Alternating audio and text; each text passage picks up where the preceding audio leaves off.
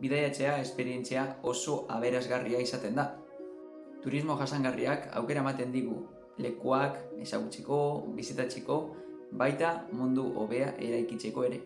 Gaur egun turismoak munduaren ekonomiaren 10% osatzen du eta milioika lanpostu sortzen ditu. Orduan bidaiatzea ez da arazoa. Arazoa esan daiteke arduraz ez dugula egiten. Naturarekin, zein pertsonekin errespetuz jokatu behar dugu. Kultura berriak ezagutu ahal ditugu, noski naturaren edertasuna baloratu eta bertako ekonomia sustatu.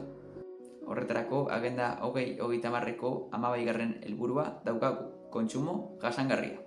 Horregatik pertsonak eta ingurumena turismo jasangarriaren oinarria dira. Nola sustatu ahal dugu hau guztia? Alde batetik aukera oso ona da tokiko produktuak erostea.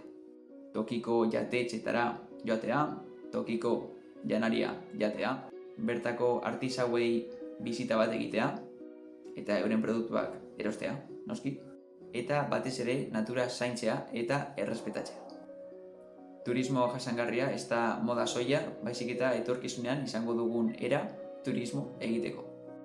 Adibidez, Euskal Herrian hainbat proiektu ditugu. Baserri turismoak, esperientzia kulturalak, hiriak eta herriak gozatzeko eta bizitatzeko beste modu. Bidaia bakoitza aukera berria da.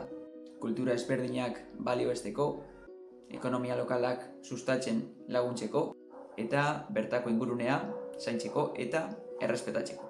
Guk erabaki behar dugu nola bidaiatu. Turismo egitea oso esperientzia polita da.